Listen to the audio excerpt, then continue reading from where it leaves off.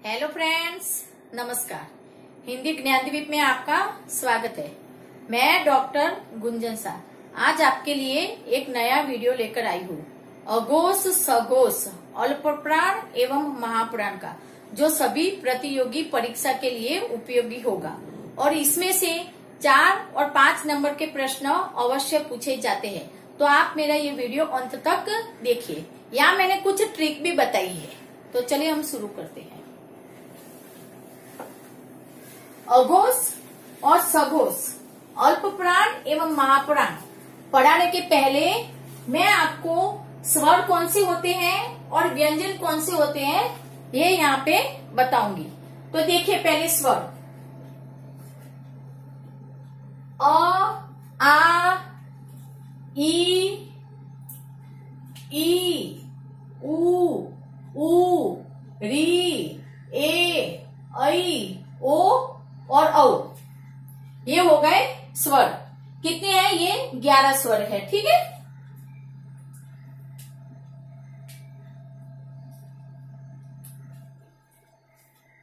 और जो अम और अ है वो अयोगवा थे।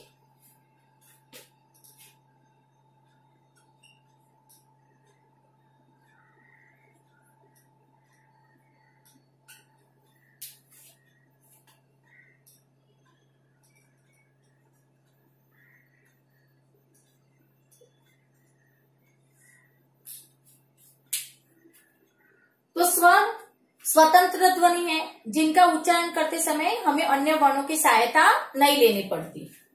और जो ये अम और अ है उसका प्रयोग हमेशा स्वर के बाद होता है। ये मैंने आपको पिछली जो वीडियो बनाई थी उसमें बताया था। मैं डिस्क्रिप्शन बॉक्स में उसकी लिंक दे दूंगी। व्यंजन देखिए, क, ख, ग, ग, अंग, ये क वर्ग है। च वर्ग में च, छ, ज, ज, य। ट वर्ग में ट, ठ, ड, ढ, अण। त वर्ग में त, थ, द, ध, न। प वर्ग में प, फ, ब, भ, म। आपको मैंने पहले ही बताया था कि व्यंजन स्वतंत्र ध्वनि नहीं है। व्यंजन का उच्चारण करते वक्त हमें स्वर की सहायता लेनी होती है। तो यहाँ पे ये जो हलंत लगा है तो ये स्वर रहित व्यंजन है। अगर इसको मेरे को पूरा क लिखना है तो क के अंदर मैं क्या करूंगी? क प्लस अ करूंगी तो ये पूरा क बन जाएगा। तो क से म तक स्पर्श व्यंजन है। स्पर्श व्यंजन में क्या होता है? जिन वर्णों का उच्चारण करते समय हवा मुख के अलग अलग भागों को स्पर्श करती हुई निकलती है, जैसे कंठ से, तालु से, मूर्धा से, दंत से, ओष्ठ से, इसलिए उसको हम स्पर्श व्यंजन कहते हैं। अंतस्थ व्यंजन देखिए, ये 4 है। य, र, ल, व।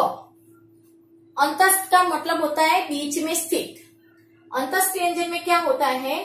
जो जीभ होती है, जो हमारी जिह्वा होती है, वो मुख के किसी भी अंग को स्पर्श नहीं करती, इसलिए उसको हम अंतस्थ व्यंजन कहते हैं। ऊष्म व्यंजन देखिए, श, स, स और ह। ऊष्म व्यंजन में क्या होता है कि जो हवा है मुख के भागों को टकराकर ऊष्मा यानी कि गर्मी उत्पन्न करती है, इसलिए उसको हम ऊष्म व्यंजन कहते हैं। अंतस्थ और ऊष्म व्यंजन 4 होते हैं। अब अन्य वर्ण देखिए, ड और ढ, जिसके नीचे बिंदी होती है। तो अगर आपको ये व्यंजनों का चार्ट पूरा पहले तो आपको रटना पड़ेगा। अगर ये आपको आ गया तो अघोष सघोष अल्पप्राण महाप्राण व्यंजन या स्वर आप पहचानने में आपको बिल्कुल भी कठिनाई नहीं होगी। और यहाँ मैं आपको कुछ ट्रिक भी बताऊंगी, क्योंकि ट्रिक अगर बच्चों को पता होती है तो जल्दी से वो सॉल्व कर लेते हैं। अब पहले देखिए अघोष। ठीक है। अघोष में देखिए, ये जो अ है वो स्वर मिला है। ठीक है। सघोष, सघोष को हम घोष भी बोलते हैं। क्या बोलते हैं? घोष। या तो हम अघोष बोलेंगे या तो हम घोष बोलेंगे। ठीक है, अघोष या घोष। घोष का मतलब होता है नाद, स्वर, आवाज। और अघोष, अ का मतलब होता है नहीं, उपसर्ग मिला है तो नाद रहित। और सघोष का मतलब होता है नाद, मतलब की आवाज। आपको इतना समझ में आ गया होगा। तो अब पहले हम अघोष की डेफिनेशन यहाँ पे देखेंगे कि अघोष व्यंजन हम किसको कहेंगे।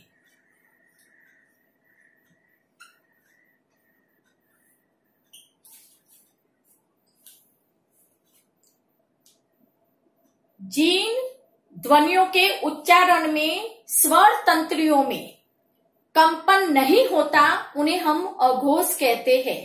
स्वर तंत्री यहाँ पे होती है। जिन वर्णों के या ध्वनियों के उच्चारण में स्वर तंत्रियों में कंपन नहीं होता उसको हम अघोष कहते हैं। और जिन वर्णों या ध्वनियों के उच्चारण में स्वर तंत्रियों में कंपन होता है उसको हम क्या बोलते हैं? सघोष कहते हैं। ठीक, अब अघोष वर्ण में क्या होता है? कौन से वर्ण को हम अक्षर भी कहते हैं। ठीक है, तो कौन से वर्ण आएंगे? देखिए, पहला वर्ण मतलब ये जो 5 वर्ग है, क से लेके म तक, ये जो 5 वर्ग है, ये क से म का ये 5 वर्ग है। ठीक, पहले मैं आपको यहाँ पे नंबर लिख देती हूँ तो आपको है ना ये बड़ी आसानी से समझ में आ जाएगा। देखो 1 नंबर, ये 2, ये 3, ये 4 और ये 5। ठीक है, तो क से लेके म तक जो वर्ण है वो यहाँ पे हमको लिखना है। लेकिन कौन से वर्ण आएंगे, कौन से अक्षर आएंगे वो देखिए, पहला और दूसरा।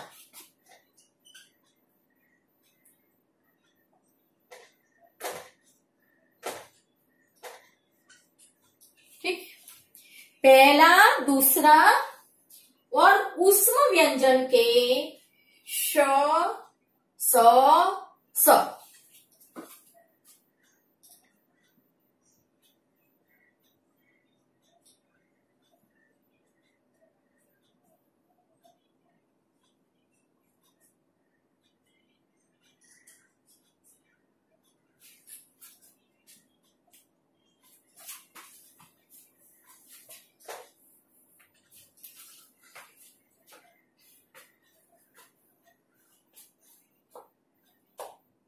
देखिए, ये पहली लाइन पूरी ले लोगे, क, च, ट, त, प, सारे। ठीक है, स्पर्श व्यंजन में जो सारे हैं वो ये पहला वर्ण क, च, ट, थ, प और दूसरे ख, छ, ठ, थ, फ। ठीक है, तो ये अघोष में ये लेना है। ये आपकी ट्रिक है। क्या 12 नंबर आपको पता होगा कि वर्णमाला में सबसे पहले अ आता है।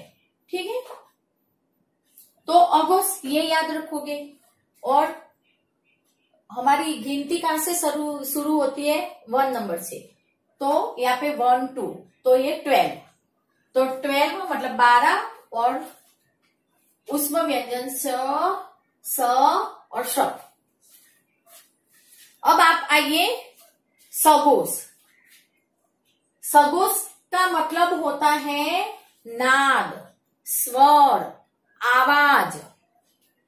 इसको हम सघोष को घोष भी कहते हैं। ये आपको ध्यान में रखना है। अघोष, घोष या अघोष, सघोष। ठीक है, अब इसकी व्याख्या देखिए। जिन ध्वनियों के उच्चारण में स्वर तंत्रियों में कंपन होता है उसको हम क्या बोलते हैं? सघोष कहते हैं। ठीक है, अब इसमें देखिए बाकी के कौन बचे? 3 नंबर, 4 नंबर, 5 नंबर, ये बचा नहीं, वो सगोस में ले लेना है।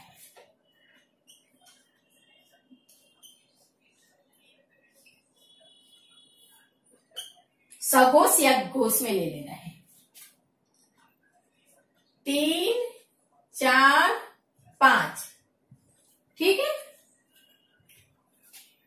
यहाँ पे हमने ऊष्म व्यंजन लिए थे, अब बचे कौन से? ऊष्म व्यंजन में 3 लिए थे, 3 वर्ण, श, स और श, ठीक है। अब अंतस्थ और ह बच गया था, तो ह यहाँ लेना है, लेकिन उसके पहले अंतस्थ व्यंजन पूरे ले लो। य, र, ल, व, ये हो गए, और एक बच गया था हमारा ह, तो वो यहाँ पे लेना है, ठीक है। तो ये हो गया सगोस। और ये जो अन्य वर्ण है ड और ढ, ये भी सगोस में आएंगे,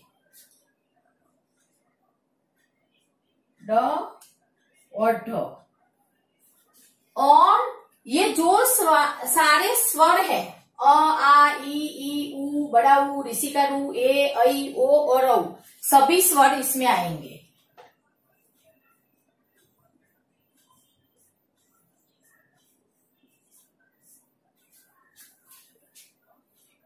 तो इसकी ट्रिक क्या है?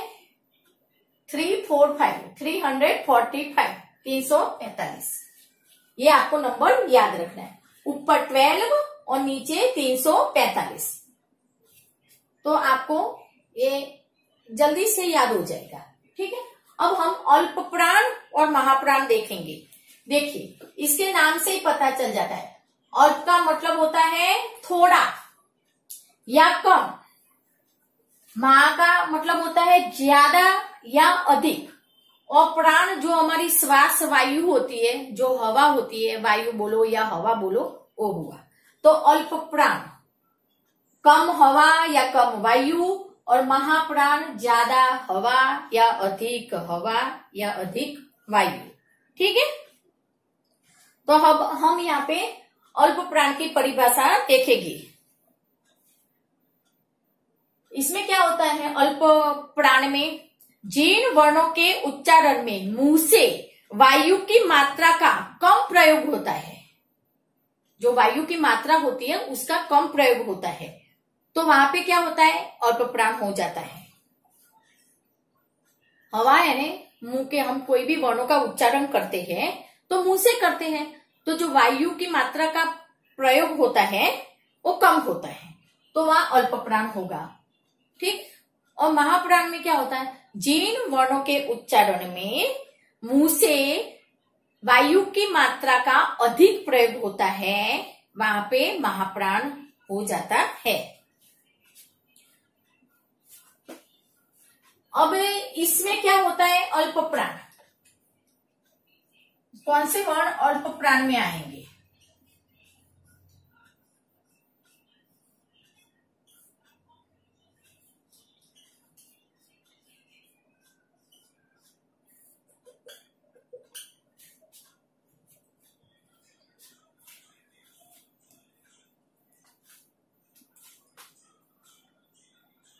ये आप वर्ण देखिए, स्पर्श व्यंजन के वर्ण देखिए, पहला आएगा, तीसरा आएगा और पांचवा वर्ण आएगा, ठीक है। प्रत्येक वर्ग का पहला, तीसरा और पांचवा। पहला, अब देखो कैसे समझोगे इसको, ये ऐसे समझो, देखो पहला, तीसरा और ये पांचवा। पहला, तीसरा और पांचवा। और ये जो अन्य व्यंजन थे, इसमें से ये ड आएगा, और यहाँ पे जो अंतस्थ व्यंजन है वो यहाँ पे सारे आ जाएंगे, ठीक है, अल्प प्राण में।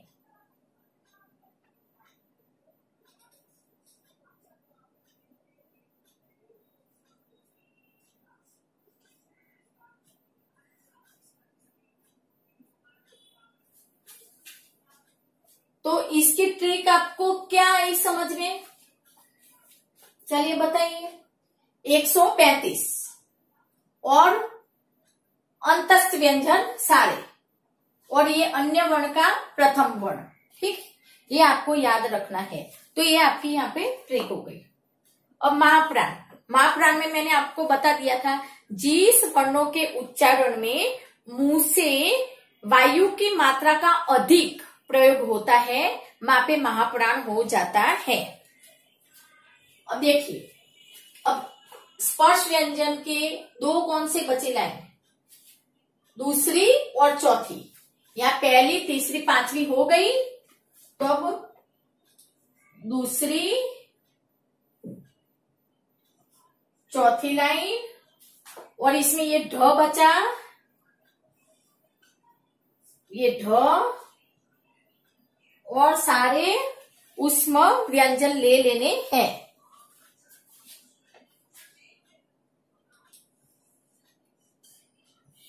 श, स और ह।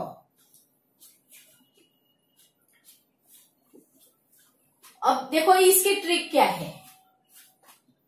24 हो गया, ठीक है, और ये ढ और सारे उष्म व्यंजन। तो अब देखो दोस्तों, अघोष में आपको क्या शॉर्ट ट्रिक याद रखनी है? 12 नंबर, और उष्म व्यंजन के प्रथम 3 वर्ण, ठीक है। सघोष में जो बचे 3, 4, 5, 345, और य, र, ल, व अंतस्थ व्यंजन के सारे, और जो उष्म व्यंजन का ह बचा था ओ, और अन्य वर्ण में ड, ढ के सभी स्वर। अल्प प्राण में क्या याद रखोगे? 135 और अन्य वर्ण का ड और अंतस्थ व्यंजन के सारे वर्ण। महाप्राण में क्या याद रखोगे? 24 और ढ, यहाँ पे ढ आ गया तो यहाँ पे ढ हो गया, और बचा क्या अब? उष्म व्यंजन, तो श, स और ह। तो मैं उम्मीद करती हूँ आपको मेरा ये वीडियो पसंद आया होगा। तो आप आगे अपने दोस्तों को भी ये वीडियो शेयर जरूर करना।